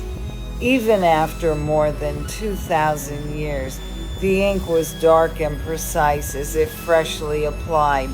In the Scythian world, tattoos weren't fashion statements. Animals weren't chosen by chance. They represented spiritual force, protective spirits, and personal power. Wearing them permanently was like declaring a connection to those forces. The placement of the tattoos mattered as much as the images themselves. They ran along her arms, shoulders, and hands, visible during everyday life and rituals. Her body wasn't hidden, it was meant to be seen. These tattoos made her flesh a living symbol, and the skill involved tattooing in that harsh world was painful, dangerous, and permanent. Infection was real. Point 5. Anyone enduring it had to have stamina, courage, and purpose. These weren't marks forced on her, they were earned. Point 5. Scholars also believe the tattoos had a spiritual purpose. In Scythian belief, the soul continued after death, and identity had to be preserved. Her tattoos ensured she would be recognized in the spirit world, just as she had been in life. Her body became a bridge between the living and the dead. There's more. Some tattoos marked spiritual specialists, shamans, healers, people who could navigate between the seen and unseen world. The Ice Maiden's tattoos were exceptionally detailed, more refined than most warrior marking. This suggests her role was tied to knowledge and ritual rather than fighting. In a world without written records, her body became a living text. Her tattoos told a story long after spoken language had vanished. They proved she was sacred, deliberate, and meant to be remembered. Her clothing tells another part of the story. She wasn't buried in ordinary garments. Her layers of wool, felt, leather, and fur survived almost perfectly, offering a rare glimpse into how identity was worn in a nomadic culture. Her clothes were practical for cold, long journeys, yet carefully made and balanced. The cuts allowed for movement. Riding, walking across rough terrain, materials were chosen for durability, but the precision of the clothing shows it wasn't made just for survival. Colors, textures, and layers communicated who she was, her status, and how she was meant to be treated. Her garments suggest she held elevated status, not a queen in a settled city, but respected and perhaps even revered. Some patterns connect her to the wider Pasaric culture, known for refined craftsmanship despite a nomadic lifestyle. This culture valued symmetry, animal symbolism, and skilled textile work. Her clothing was more than protection. It was identity and ritual combined. Even her boots tell a story. They were well made, showing she traveled often, probably on horseback. She wasn't confined to one camp. She moved, she participated, and she mattered in her world. She was part of the rhythm of nomadic life, always moving, always active, even though her headdress was damaged. It hints at ceremonial use. .5 headgear like this marked spiritual roles or special occasion. Along with her tattoos, it tells us she was more than an ordinary member of her group. Her clothing and ink worked together to show who she was. Even in death, her garments were carefully arranged. This wasn't accidental. Dressing the dead was a statement of belief. The Scythians didn't prepare their dead to disappear. .5. They prepared them to continue existing. The Ice Maiden was dressed to remain competent, recognized and whole, even beyond life. In a society without palaces or permanent monuments, clothing became a kind of architecture for the self. Her garments were her walls, her banners, her symbols of status. Thanks to the ice, they survived, and through them, so did her place in the world. It came from endurance. Life on the Siberian steppe was harsh, biting cold, constant travel, and the demands of animals and land. Power here wasn't inherited. It had to be earned every day. Her body shows the marks of riding, walking, and labor. She wasn't sheltered from life's hardships. Whatever role she held, healer, ritual specialist, or leader, it required her to participate fully in her people's life. Respect in this society was earned through usefulness. A woman who understood herbs, illness, and rituals would have been invaluable. Disease, injury, and spiritual worries were constant threats.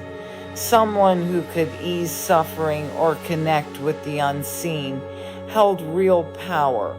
Her authority wasn't flashy. There were no weapons, no trophies. It was quiet, built on knowledge and trust. In many steppe cultures, spiritual leaders were both respected and feared. They healed, but they also commanded boundaries. Their connection to the unseen made them essential and dangerous to offend. She wasn't a child or elderly. She died in adulthood, likely still active in her role. Was her death sudden, caused by illness, fate, or ritual? We don't know, but the care of her burial shows respect and deliberation. Her power came from shared experience. She lived and traveled with her people, enduring the same hardships, and that gave her legitimacy. In a society where survival depended on cooperation, legitimacy mattered more than title. Leadership didn't sit on a throne here. It rode through the snow, carried knowledge instead of weapons, and left a mark in memory and ice. Her burial tells us as much about her death as her life. It wasn't rushed, it wasn't care life. It was intentional, ceremonial, and took effort. The Scythians didn't stumble into preserving her, they chose it. Her burial chamber was carved into the ground and sealed so water would freeze inside, using ice as protection. This wasn't an accident. Certain burials in the Ally region were designed specifically to use ice as a guardian. The community knew the land intimately. They understood that frozen ground could protect her better than stone. By sealing her in ice, they shielded her from animals, weather, and time. Her body mattered beyond mourning. In many nomadic beliefs, the physical body kept spiritual power after death. Preserving it preserved balance. If she was a healer or ritual specialist, her body might have been too powerful or dangerous to disturb. The objects buried with her weren't lavid, they were meaningful, chosen to support her role in life and death. The objects buried with her weren't flashy or meant to show off wealth, they were practical. She wasn't being celebrated, they were preparing her for what came next. That difference is important. Looking at her body, we can see signs of illness, maybe cancer, and injuries from years of hard work.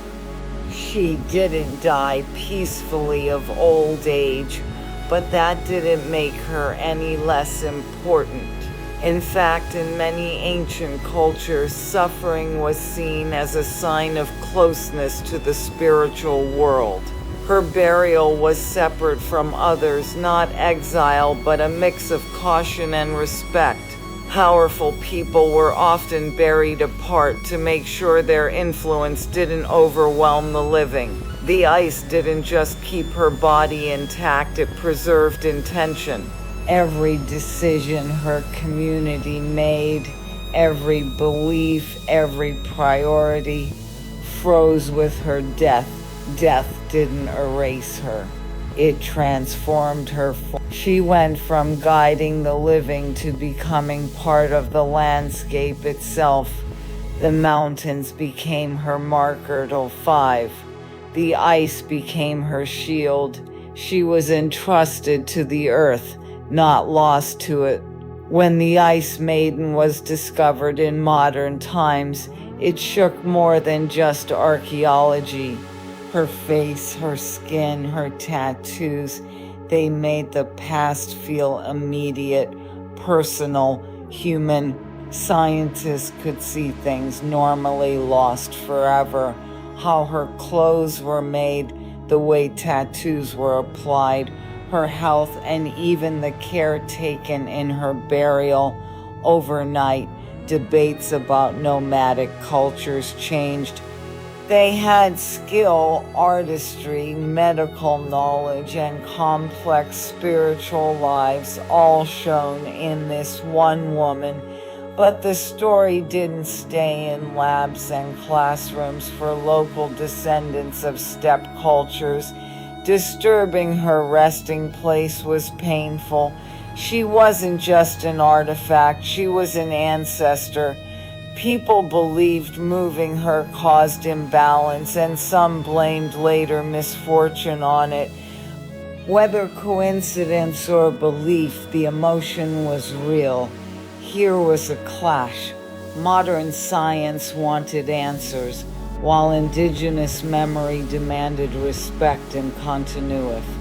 The Ice Maiden stood at the center of it, silent, frozen, powerless, but still commanding attention.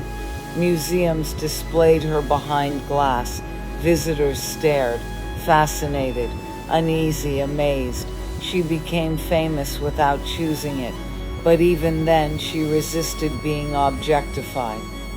Her tattoos demanded attention. Her posture suggested intention. She reminded everyone that time doesn't erase present. Eventually, her remains were partially returned closer to their original resting place, restoring some respect. She was no longer just a discovery. She became a reminder.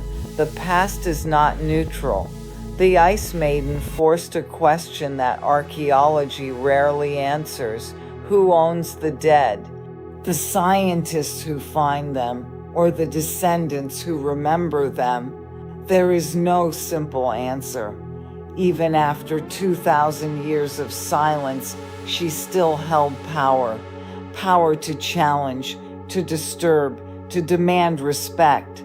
She didn't just show one life frozen in time. She forced historians to rethink an entire world. For centuries, nomadic steppe cultures were seen as violent, primitive. The Ice Maiden quietly proved them wrong.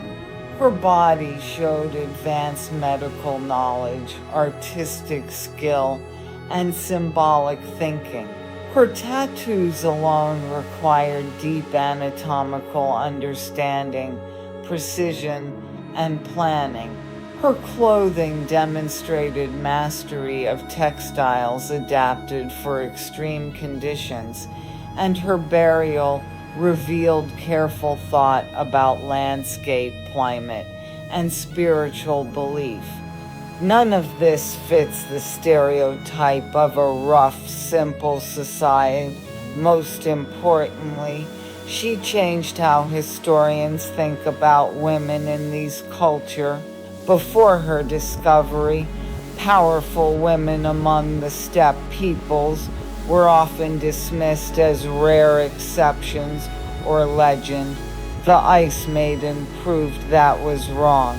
She showed that authority, spiritual influence, and public presence weren't limited by gender in nomadic societies. Power followed skill, not title. She also blurred the line between spiritual and political leadership. In settled civilizations, those roles were often separate. On the steppe, they overlap. A woman who understood ritual, healing, and symbolism could hold power equal to any warrior. The Ice Maiden embodied this. Her life shows leadership based on knowledge, not force. Her preservation also changed archaeology. Scientists realize how much context is lost when organic material decays color, texture, and expression. Most of what made people real usually vanish over time. She reminded scholars that what survives is only a tiny piece of life back then. History isn't incomplete because people were simple. It's incomplete because most evidence disappear. She also touched the public imagination. Unlike kings and generals, she felt relatable. Visitors don't see a conqueror, they see a person can lock five. That emotional connection makes ancient history feel alive, immediate, and real. The Ice Maiden became a bridge. She connects modern observers to a vanished world, not through monuments or texts, but through presence. Her impact keeps spreading. Every new study of nomadic cultures must now consider her. Every claim that their societies were simple has to face the truth she carries. She didn't speak, yet she corrected centuries of misunderstanding. History changed not because of her words, but because she existed. In the end, her greatest power lies in refusing to disappear. Civilizations fall, languages die, entire ways of life vanish, but she endured. 5. That makes her impossible to ignore. She represents a kind of historical honesty rarely found in books. No court poet exaggerating her deeds. No chronicler reshaping her story. What we see is what remained. Her body, her tattoos, her clothes, and the care her people gave her. These are truths etched into flesh and ice. She also challenges our ideas of importance. She commanded no army. Her name, if it ever survived beyond her people, is lost. Yet today her influence rivals famous ruler. Why? Because she shows the power of lived authority, power rooted in knowledge, resilience, and trust, not hierarchy. She forces us to confront an uncomfortable truth. History often remembers the loudest, not the most essential. Countless lives like hers vanished without trace because their societies didn't write. She survived partly by chance, yes, but also because her people believed she mattered enough to protect forever. There is something deeply human in that. They didn't know she would be discovered. They didn't preserve her for fame. They preserved her because she deserved to remain whole. That belief lasted for centuries. Today, when people see her image or read her story, the reaction isn't just academics, it's emotional. She looks back at us. She reminds us that ancient people weren't abstract ancestors. They were real, with bodies, identities, fears, and purpose. The Ice Maiden doesn't offer comfort, she offers presence. She proves that complexity doesn't belong only to cities, and power doesn't need permanence. A woman from a mobile world with no monuments and no writing reshaped history simply by surviving. She was preserved to endure point 5, and against all odds she succeeded. Ice let her sleep. Time failed to erase her. Stoicism didn't start as an abstract idea. It was lived in a harsh, demanding world. Stoicism began with failure at 5. Its founder, Zeno of Citium, wasn't some rich philosopher or pampered scholar. He was a merchant, and his life fell apart in a single moment. While sailing across the Mediterranean, a storm wrecked his ship, destroying his goods, his money, and the future he had imagined. When he washed up on the shores of Athens, he was alive, but almost everything that had defined him was gone. That moment is everything. Stoicism grew out of it. Zeno didn't just wonder how to get his things back. He asked a bigger question. If everything around you can disappear in an instant, what can you truly rely on? The answer he began to shape was bold. Not gods, not luck, not status, but your own mind. Athens wasn't easy either. The city was full of competing philosophies, each promising happiness or truth, but mostly for the wealthy, the leisure class, the politically connected. Zeno had nothing. He was a foreigner, broke, and an outsider. His philosophy reflected that reality. Stoicism wasn't about escaping life. It was about facing it. At its heart, Stoicism drew a sharp line between what we can control and what we can't. But our judgment, our intentions, our character, those belong to us. Suffering, Zeno realized, doesn't come from what happens, but from how we interpret it. Lose everything and most people despair. But if your sense of self isn't tied to possessions, then loss doesn't destroy you. That idea was revolutionary.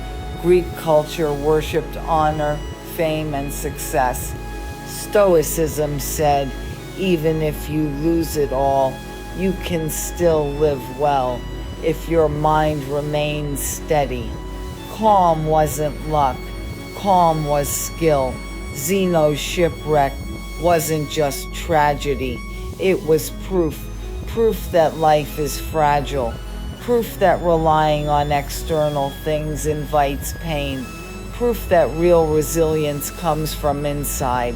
Stoicism wasn't a theory, it was forged by life, sharpened by loss, and aimed at clarity. From the start, it offered something rare, a way to stay unshaken in a world that gives no guarantee. Zeno didn't hide in some private school with elite students. He taught openly under the painted columns of the Stoa Poikion, a public walkway in Athens. This choice defined Stoicism as much as the ideas themselves. The philosophy wasn't for the secluded few. It was for everyone exposed to life's chaos, which meant almost everyone. The Stoa of merchants walked by. Politicians argued. Soldiers returned from war. Slaves ran errands. Zeno taught amidst all of it. And that was intentional. Stoicism wasn't meant to work only in quiet. It was meant to survive in the middle of distraction, insult, and danger. Philosophy wasn't just about knowing things. It was about acting rightly when life hits hard. The question was never, what do you know? But how do you act when everything goes wrong? This setting shaped Stoic ethics.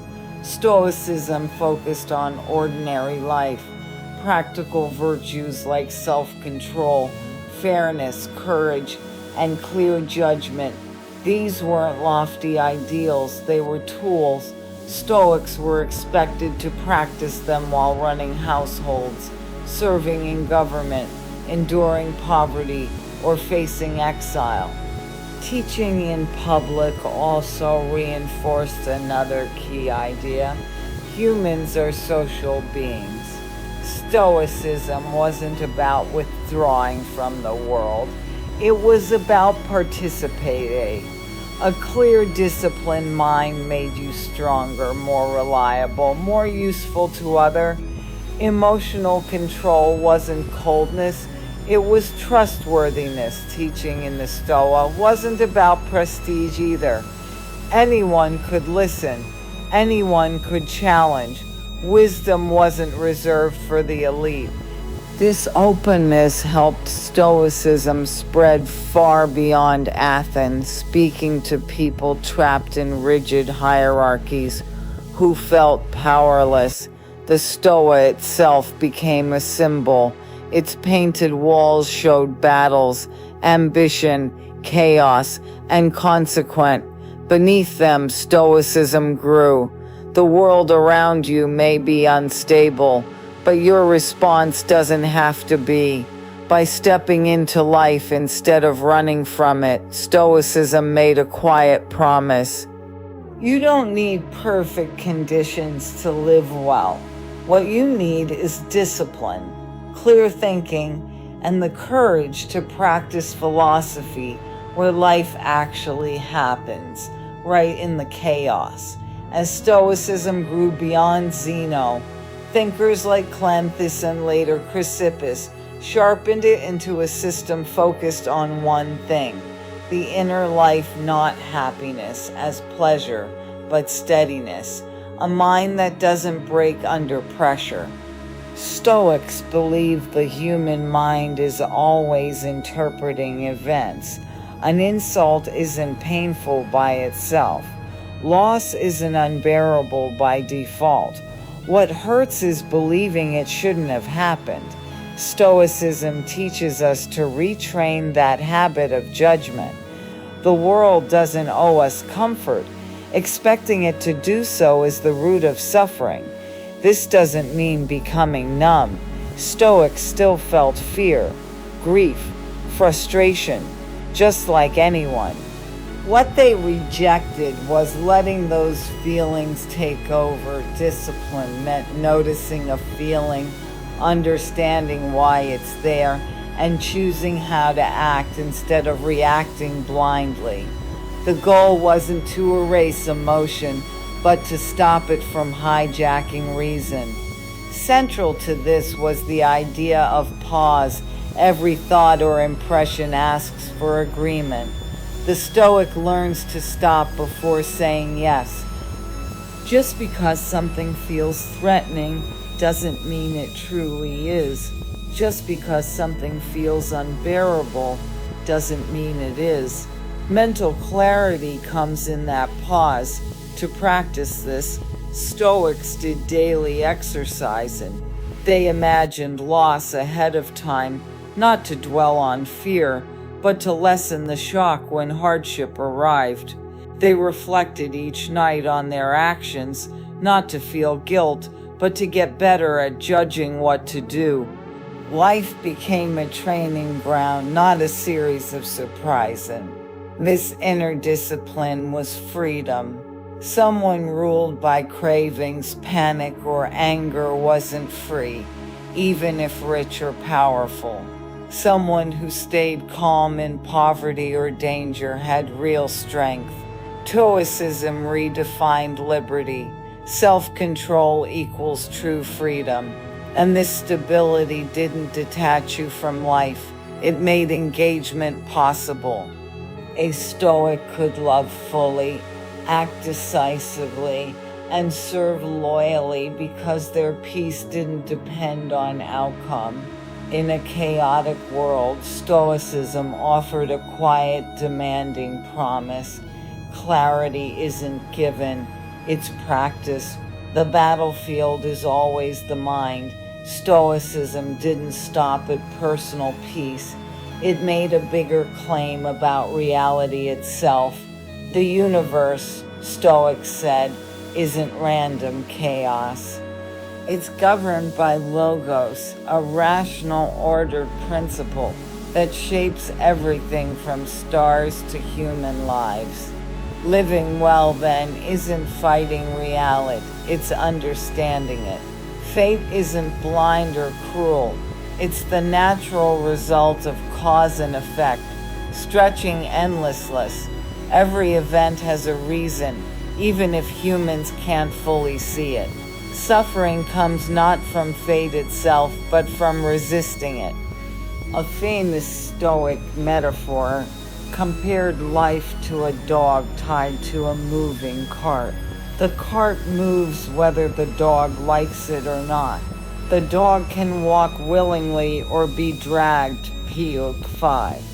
This worldview demanded humility. Humans aren't the center of everything. Expecting the universe to bend to desire is irrational. Clarity comes from aligning your will with reality, not your wishes. But this isn't lazy fatalism. Effort matters. Human reason is part of the cosmic order. Acting virtuously is participating correctly in the universe. You can't control outcomes, but you can control your intention. That preserves responsibility without illusion. This changes how Stoics see misfortune, illness, exile, poverty, death. They aren't punishments. They're natural events in a rational system. Calling them bad just confuses discomfort with moral failure.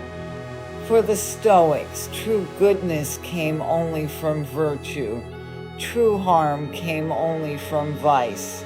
Everything else, wealth, status, health, pleasure, pain, was neutral, just raw material to work with. This way of thinking created a deep calm, even in the toughest situation. Stoicism doesn't erase pain, but it removes anger and outrage. Reality stops being the enemy, and the Stoics didn't pretend to understand fate completely. Some things are mysteries. The key is not to master them, but to cooperate with them. Accept what you can't change. Act wisely where you have choice. Mental clarity comes from knowing the difference. This mindset also encourages compassion. If everyone is shaped by forces beyond their control, Cruelty makes no sense. Mistakes happen because of ignorance, not malice. Understanding replaces hatred. Patience replaces resentment. Stoicism offers something rare. Peace without pretending the world is perfect. Life still hurts. Loss still happens. But suffering loses its power when you meet it with clarity and calm. While Stoicism began in Greece, it truly matured in Rome. The philosophy fit perfectly with Roman culture, which valued duty, discipline, hierarchy, and endurance. Stoicism adapted to Rome's challenges instead of clashing with them. It became practical, not just theoretical. Point 5. Control yourself, and the rest becomes manageable. Point 5. Seneca the Younger, one of the earliest Roman Stoics, lived at the center of imperial power and constantly warned against it. He had wealth, influence, and danger at every turn. For Seneca, Stoicism wasn't a curiosity, it was survival training. He wrote obsessively about time, anger, fear, and death, not as ideas but as real threats he faced daily. Stoicism also spoke to the powerless.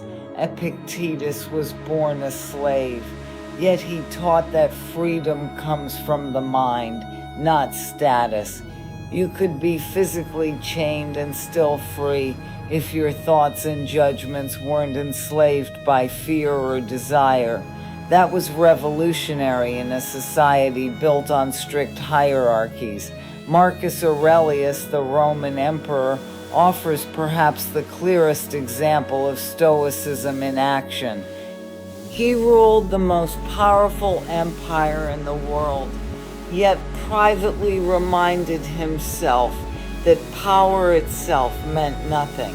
His writings never meant for anyone else, were exercises in humility, self-control, and mental clarity, even while facing war, disease, and immense responsibility. In Rome, Stoicism became less about schools and more about a way of living. It trained people to endure success without arrogance and failure without despair. Rome gave Stoicism realism. Stoicism gave Rome restraint. Together they created one of the most enduring approaches to staying calm under pressure. From the very beginning, Stoicism demanded practice.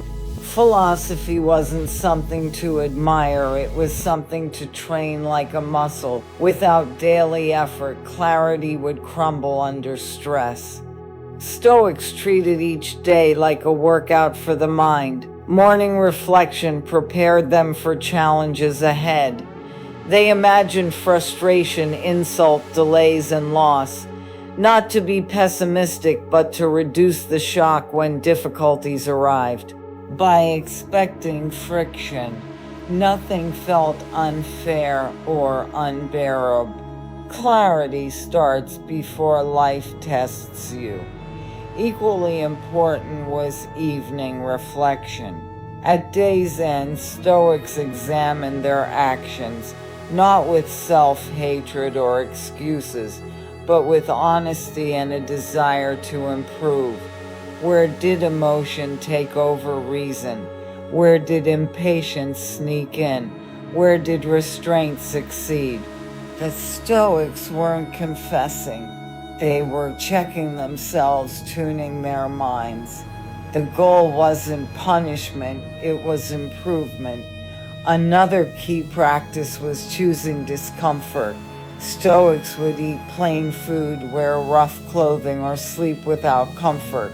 Not to punish themselves, but to break the fear of losing things.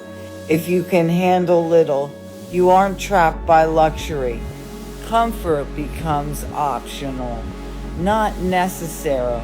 This directly fights anxiety about the future. Even language was a tool. Stoics trained themselves to describe events clearly, not emotional. Betrayal became someone acted according to their understanding. Not I was wronged, illness became. My body is impaired, not this is unbearable. By cutting away exaggeration, the mind regained balance. They also focused on the present. Stoics warned against living in imagined futures or replaying the past. Anxiety lives ahead, regret lives behind. Clarity only exists in what you can act on now. This wasn't mystical, it was practical. Stoicism was never meant to be selfish, self-improvement. The purpose was ethical action. A clear mind allowed fair judgment. Emotional control enabled patience with others. Discipline made someone dependable in crises. Stoicism wasn't about peace separate from life. It was about becoming useful. This is why Stoicism lasted. Empires fell, governments changed, but the need to stay steady under pressure didn't. Stoic exercises needed no special tools, no retreat, no authority, just attention and effort. Stoicism worked less like a philosophy to debate and more like mental training. Lived one disciplined day at a time.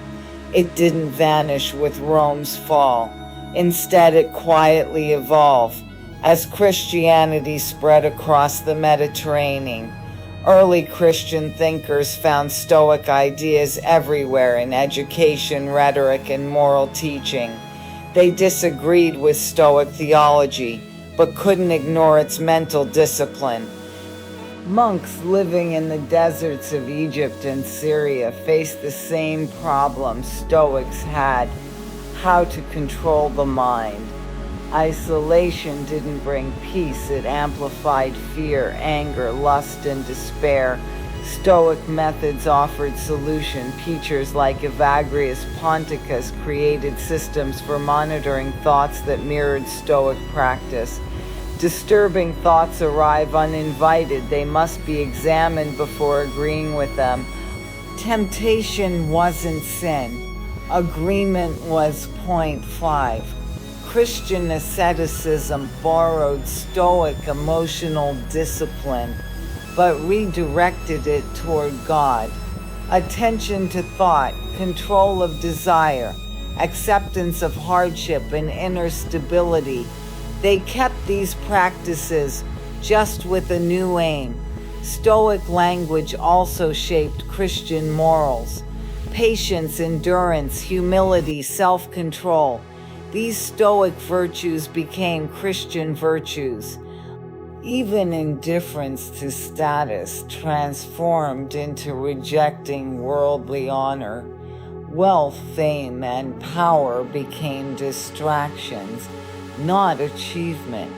Christianity softened Stoicism's toughness.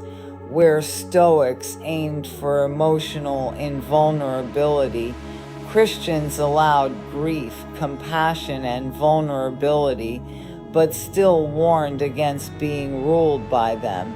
The goal shifted from self-sufficiency to obedience to God, but discipline stayed central. This fusion saved Stoicism during a time when many pagan schools disappoint. 5. Temples closed, philosophical lineages broke, but Stoic practices survived in monasteries, sermons, and moral teaching. Its name faded, but its methods endured. Point 5. Even when people forgot Zeno or the Stoa, the Stoic mind lived on, watching thoughts, resisting impulses, seeking calm in a chaotic world. Stoicism didn't need to survive as a label. Its power was practical enough to keep living without one. Stoicism didn't come back through temples or fancy schools. It returned quietly through psychology long before it became trendy again. Its core lessons crept into modern mental health. The idea is simple. Suffering isn't caused so much by what happens to you, but by how you interpret it. The philosophy may have lost its old gods and metaphysics, but it kept its purpose alive. Modern therapy echoes what once felt radical. Thoughts are not facts. Point 5. Emotional pain comes from judgment, not circumstance. If you can notice distorted thinking and correct it, clarity returns. Stoicism just found a new name. The method stayed the same. Stoicism also proved vital in times of trauma of war. Forced migration and oppression made people ask the same question Zeno did centuries ago. When everything is gone, what remains? Viktor Frankl, a Holocaust survivor, answered similarly. He said that meaning, not comfort, is what keeps a person alive inside. Freedom, he explained, exists in the tiny space between what happens to you and how you respond. In modern life, Stoicism resurfaces as a counter to constant stimulation, outrage, and stress.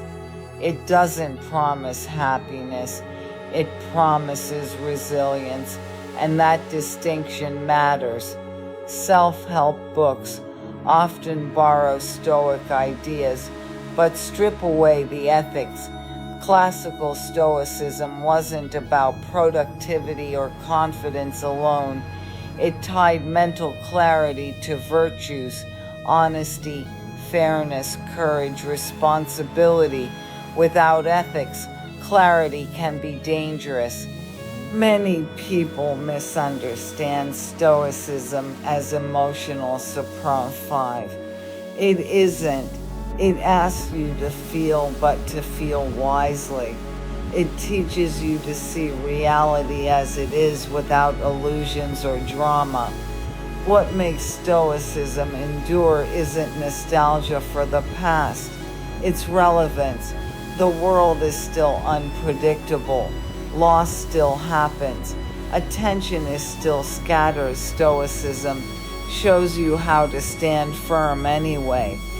Its strength is quiet. Real strength isn't about dominance. Stop. Point 5. Raw emotion or constant confidence. It's the ability to stay steady when life falls apart. It's the refusal to let fear, anger, or desire control you. Stoic clarity isn't permanent calm. It's practice. It's aligning your judgment with reality, your values with your actions, your desires with what you accept. When these are out of balance, the mind fractures. When they're aligned, resilience appears. Stoicism also puts responsibility back where it belongs, not on fate, not on other people, not on circumstance, but on your judgment point. That's hard. It removes the comfort of blaming others, but it restores your power. If your suffering comes from interpretation, then clarity can come from discipline. The world may be harsh, but your inner response can improve. Stoicism resists simplification. It's not positive thinking. It doesn't promise optimism. It teaches realism paired with self-control. It acknowledges pain without letting it overwhelm. It allows grief without surrendering reason. It accepts impermanence without despair. In a culture that prizes emotional expression, Stoicism can feel cold, but it's not about erasing feeling. It's about proportion. Feeling enough to act wisely without letting emotions take over who you are. What Stoicism ultimately gives is reliability. A Stoic becomes someone others can depend on in crisis, not because they feel nothing, but because they aren't overwhelmed. That's why rulers, slaves, monks, soldiers, and survivors all found it valuable. Different lives, same need. Stoicism doesn't promise life will be fair. It promises that clarity is possible anyway. That's its quiet power. 2,000 years after it was born, beneath a painted porch in Athens, Stoicism is still the same, a philosophy for people who can't afford illusions but still want to live well. Thank you for watching my video and like it.